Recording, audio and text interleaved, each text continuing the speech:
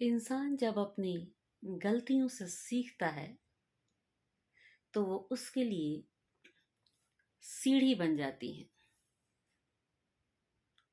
और जब वो उन गलतियों से कुछ नहीं सीखता है तो वह उसके लिए समंदर बन जाती है।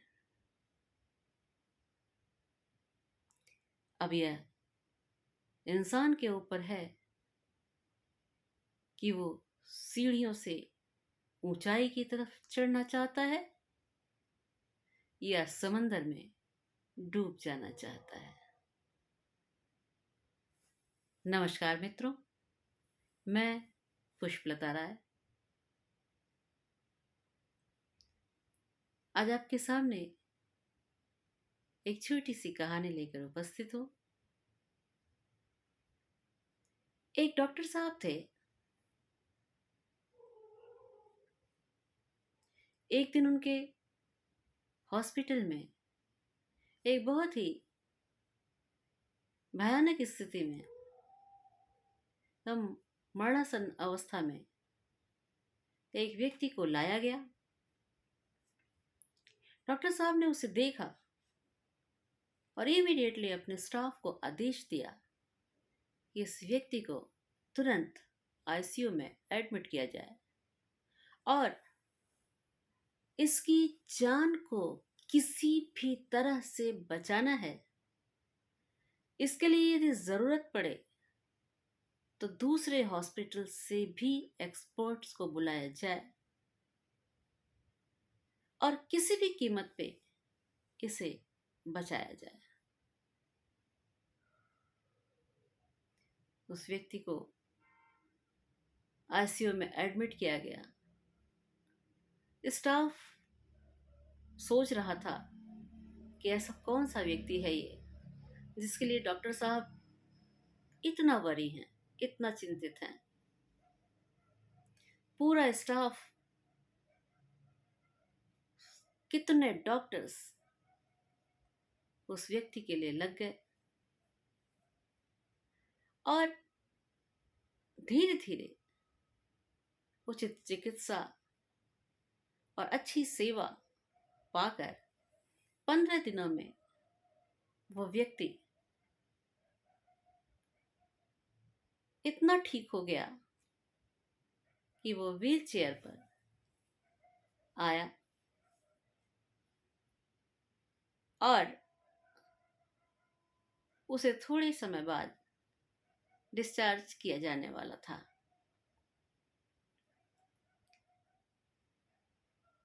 वह काउंटर पर गया। उसने पेमेंट करने के लिए धनराशि पूछी। स्टाफ ने कहा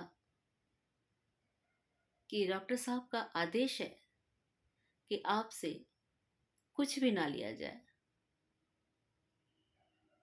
वह व्यक्ति आश्चर्यचकित हो गया। कौन है ऐसा? कौन है वो डॉक्टर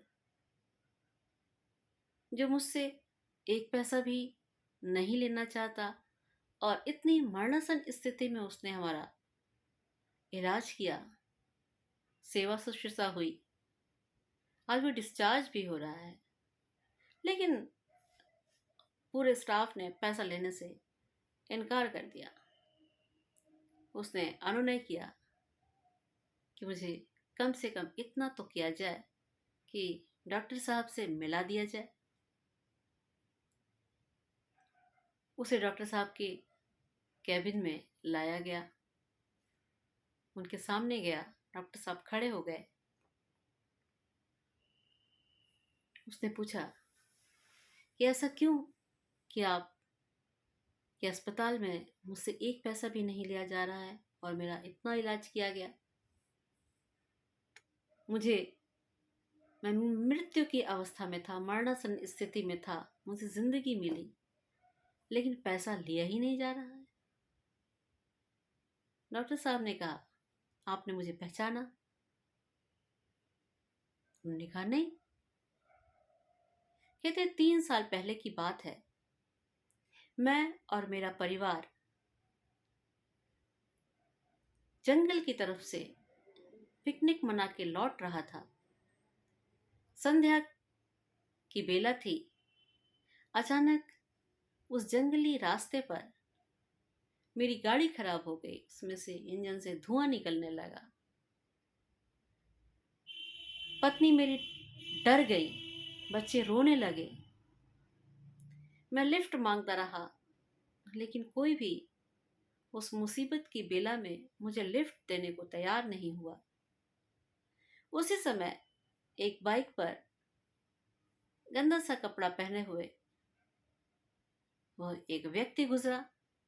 मैंने उसे इशारा किया और उसने गाड़ी रोक दी। वह व्यक्ति और कोई नहीं, आप ही थे। मैंने आपसे अपनी परेशानी बताई। आपने बाइक को एक साइड लगाया, मेरी गाड़ी के पास आए, बोला बोनट खोलो। मैंने बोनट खोला और 10 मिनट के अंदर आपने मेरी गाड़ी को उस स्थिति में ला दिया कि मैं उसको लेकर आगे की तरफ बढ़ सकता था। फिर आपने अपनी बाइक पर बैठते हुए बोला कि कुछ ही दूर पर मेरा गैराज है, आप मेरे पीछे पीछे वहां आइए। जो थोड़ा बहुत और खराबी इसमें दिख रही है, मैं उसे वहां पर ठीक कर दूंगा। मैंने आपसे पूछा कि कितने पैसे देने हैं। आपने उस समय जो एक बात कही थी वो मेरे दिल में बस गई, और आपका वो उसूल आज हमारा भी उसूल है। आपने वो उस समय मुझसे कहा कि यदि कोई मुसीबत में होता है, यदि किसी को मुसीबत के समय उसकी ज़रूरत पड़ती है, तो आप उससे पैसे नहीं लिया करते। और आपने मुझसे पैसे नहीं लिए। मुझे आपकी बात मेरे दिल में, मेरे अंतर्मन में घर कर गई, बस गई, और मैंने भी अपना वही वसूल बना लिया। ये कुछ ऐसा होता है कि उस समय की जो वो बात थी, वो लगभग आपके साथ मैं अपनी मुलाकात भूल चुका था।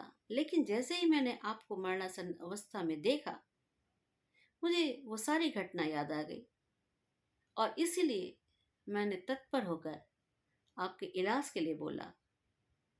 और मेरा भी वही उसूल है कि ज़रूरतमंद लोगों से मैं भी पैसे नहीं लिया करता।